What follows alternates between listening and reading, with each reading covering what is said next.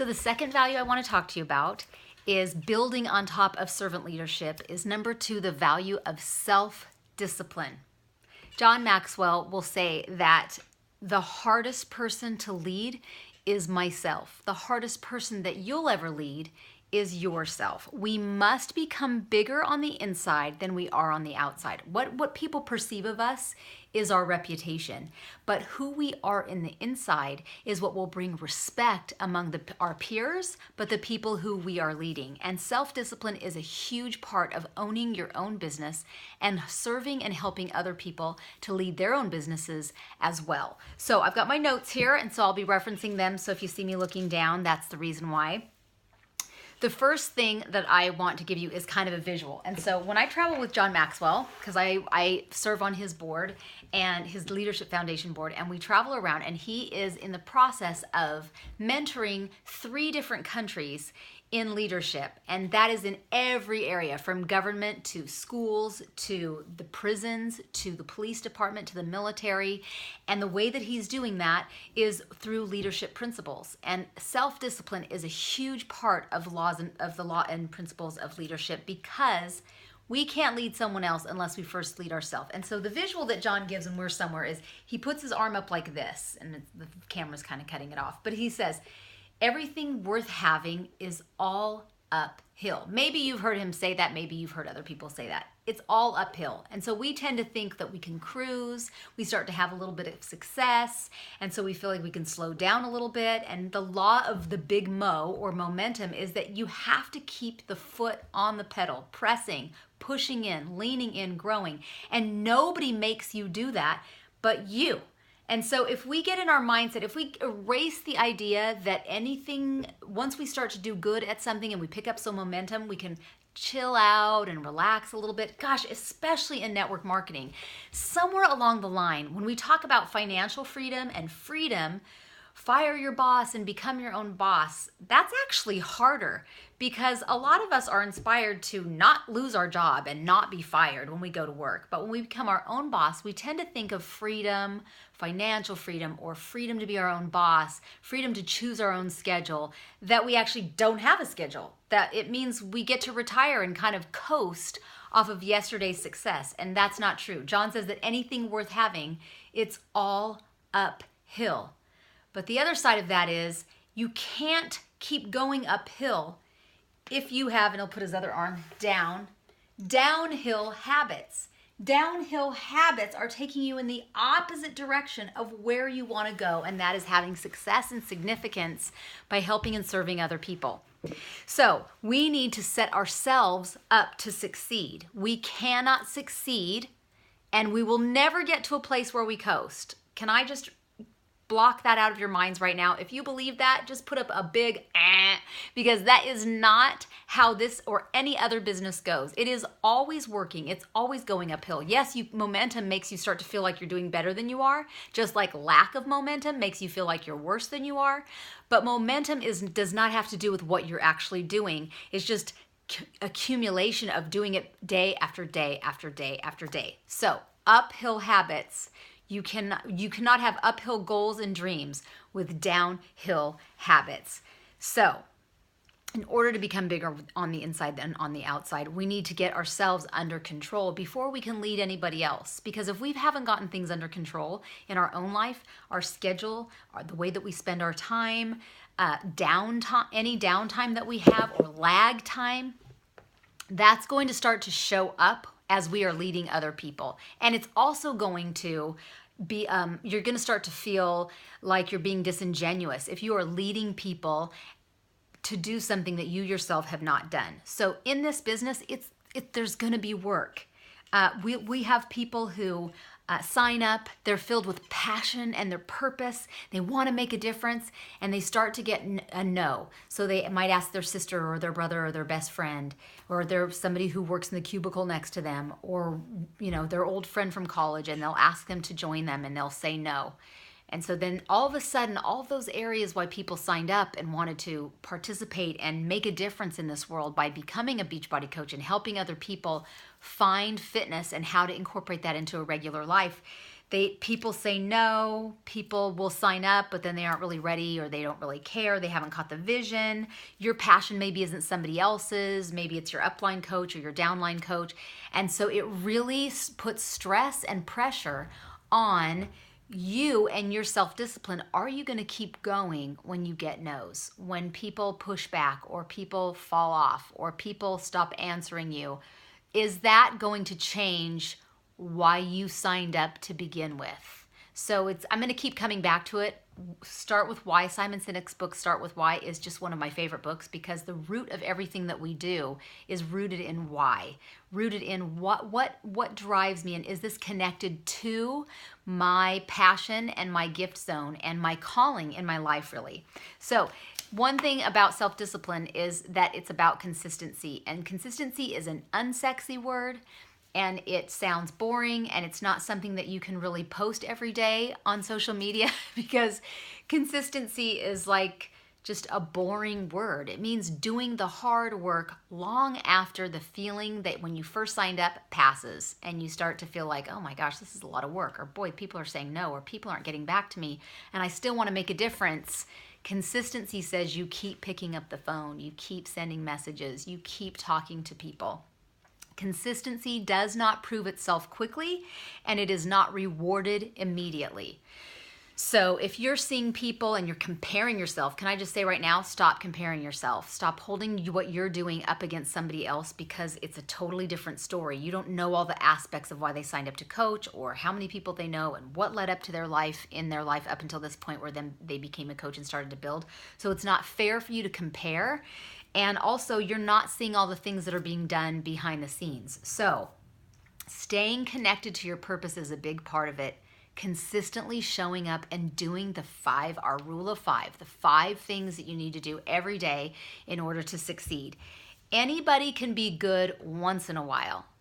Every one of us can be good once in a while at something. But consistency says, self-discipline says, we keep showing up and getting better at it so we can more consistently do something well. So I want you to ask yourself some questions. Here begins your work of application. How are you received, either by the people on your team or the people who you're inviting? If you're getting a lot of no's, it could be that you're jumping the gun with the ask or the invitation. And so that's why I talk so often about either having a success partner or an inner circle of people who will tell you the hard truths with love. So how are you being received and perceived by the people that you're talking to? Is it coming across that you're too salesy, or that you're too energetic about what you're doing without really listening to where they're at?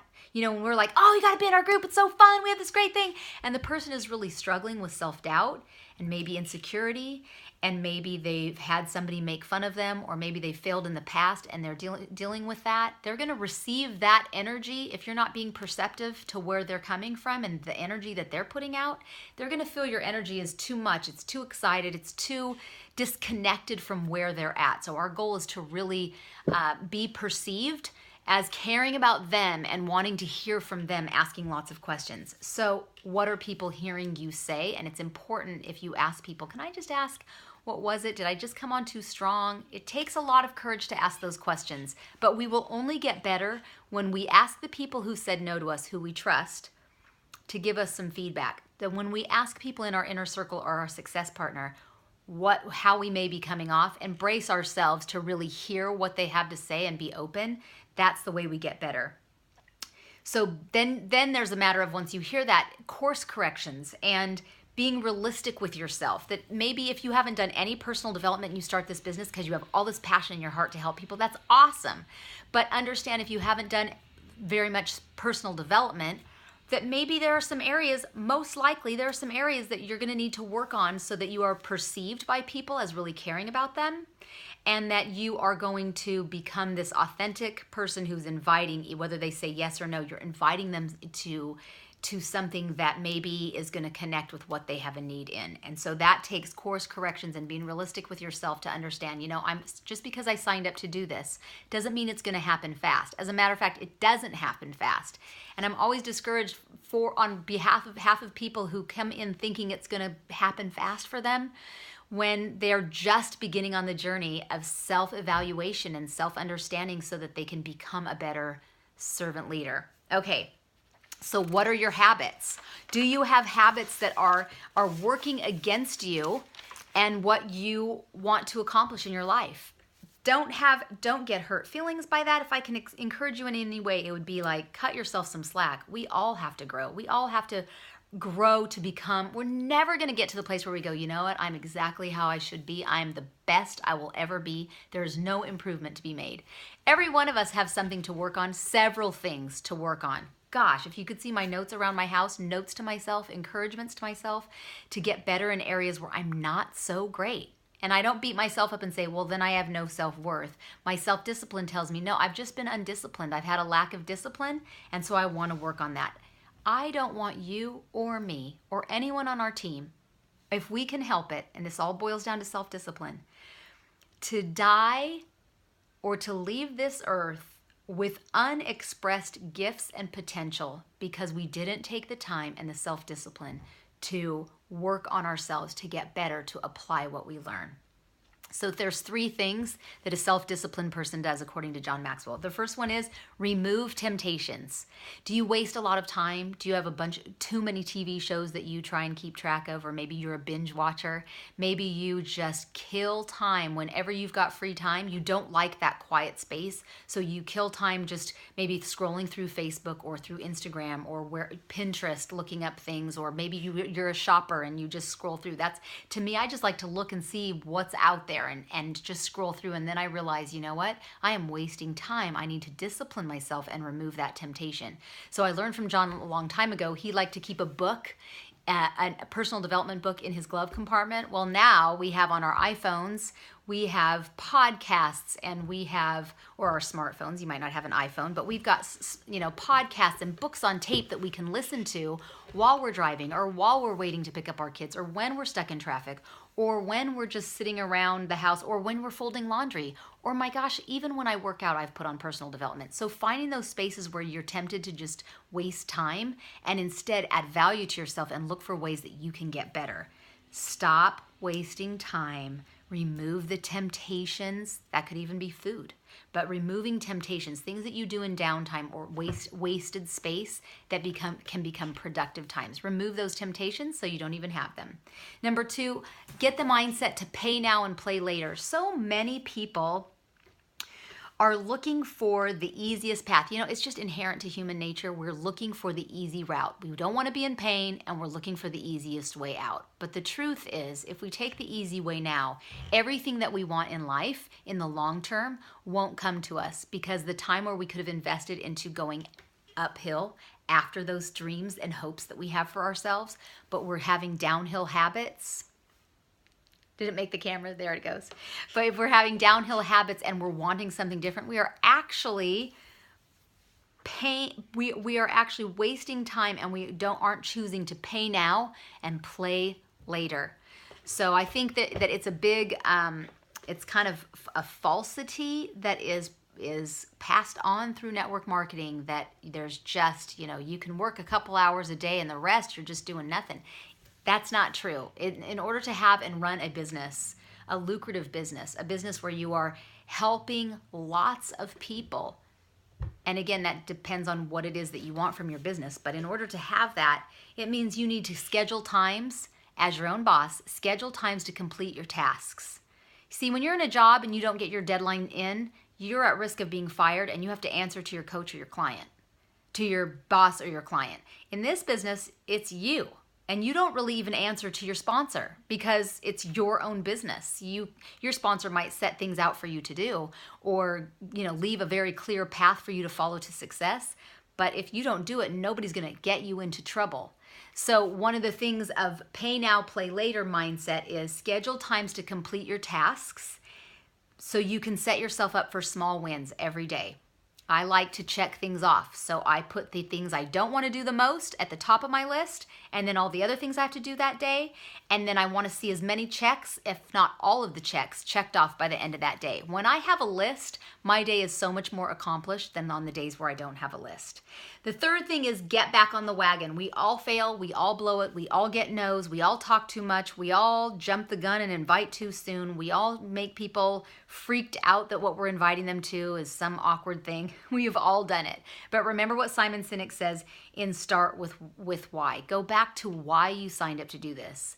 What the reason why you said, I want to be a coach. I want to make a difference. I think this really connects to what my purpose is in life.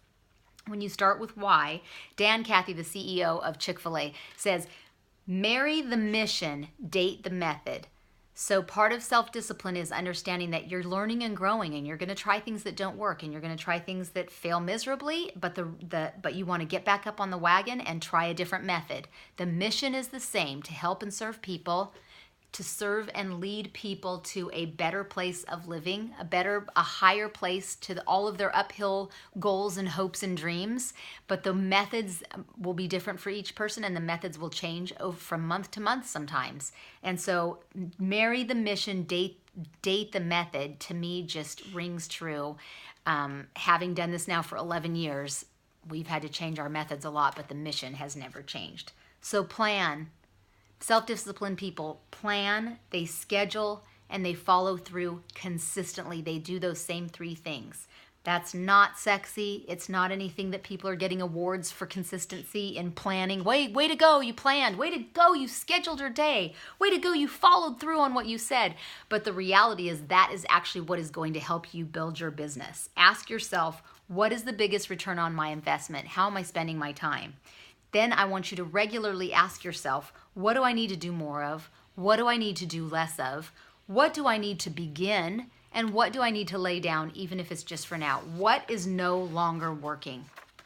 When you start to do those things and regularly plan, schedule, follow through, follow up, and consistently look at what is bringing you a return on the time investment that you're putting in, then you're going to start to feel self-respect that comes from being self-disciplined, and earn the respect of the people who you're working for, because they're going to see action steadily, consistently from you.